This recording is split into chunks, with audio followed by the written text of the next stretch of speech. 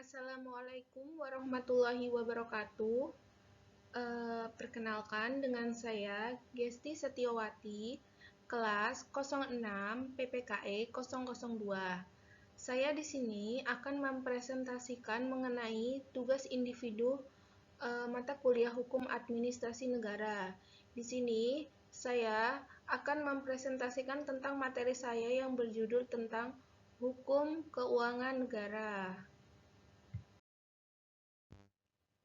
Di sini saya akan menjelaskan tentang pengertian hukum keuangan negara.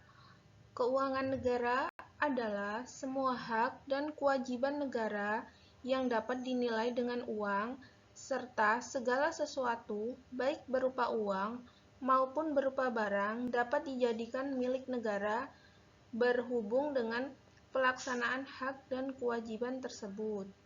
Dalam penjelasan Undang-Undang Nomor 17 Tahun 2003 tentang Keuangan Negara dinyatakan bahwa pendekatan yang digunakan dalam merumuskan keuangan negara adalah dari sisi objek, subjek, proses, dan tujuan. Dari sisi objek yang dimaksud dengan keuangan negara meliputi semua hak dan kewajiban negara yang dapat dinilai dengan uang, termasuk kebijakan dan kegiatan dalam bidang fiskal, moneter, dan pengelolaan.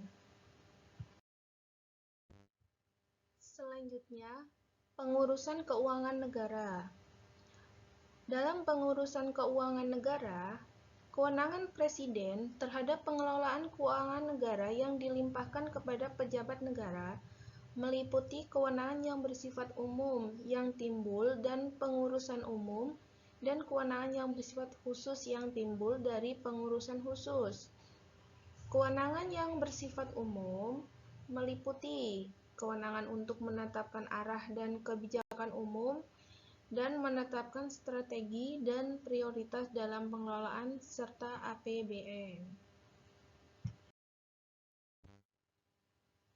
Selanjutnya, kewenangan yang bersifat khusus.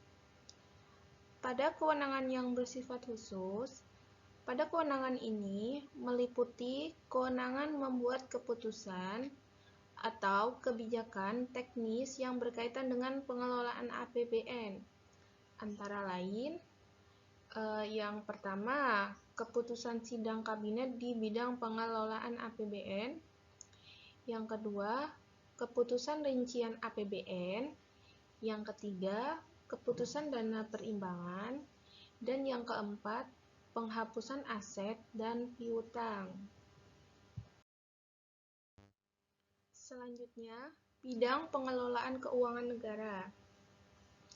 Dalam bidang pengelolaan keuangan negara dapat dikelompokkan dalam subbidang pengelolaan fiskal yang meliputi APBN. Yang kedua, subbidang pengelolaan moneter yang meliputi perbankan dan lalu lintas moneter baik dalam maupun luar negeri. Yang ketiga, subbidang pengelolaan kekayaan negara yang dipisahkan dalam kurung meliputi BUMN dan BUMD. Selanjutnya, saya akan menjelaskan tentang asas umum pengelolaan keuangan negara. Di dalam asas-asas umum pengelolaan keuangan negara, antara lain meliputi yang pertama, asas tahunan. Di dalam asas tahunan ini memberikan persyaratan bahwa anggaran negara dibuat secara tahunan yang harus mendapat persetujuan dari Badan Legislatif. Yang kedua, asas universitas atau dalam kurung kelengkapan. Di dalam asas ini memberikan batasan bahwa tidak diperkenankan terjadinya percampuran antara penerimaan negara dengan pengeluaran negara. Yang ketiga, asas kesatuan. Di dalam asas ini mempertahankan hak budget dari Dewan secara lengkap, berarti semua pengeluaran harus tercantum dalam anggaran. Yang keempat, Asas akuntabilitas berorientasi pada hasil mengandung makna bahwa setiap pengguna anggaran wajib menjawab dan menerangkan kinerja organisasi atas keberhasilan atau kegagalan suatu program yang menjadi tanggung jawabnya.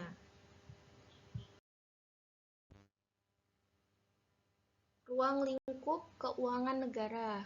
Di dalam ruang lingkup keuangan negara meliputi yang pertama, hak negara untuk memungut pajak, mengeluarkan dan mengedarkan uang dan melakukan pinjaman. Hak negara untuk memungut pajak ini merupakan hak wajib negara untuk memungut pajak kepada orang yang wajib pajak.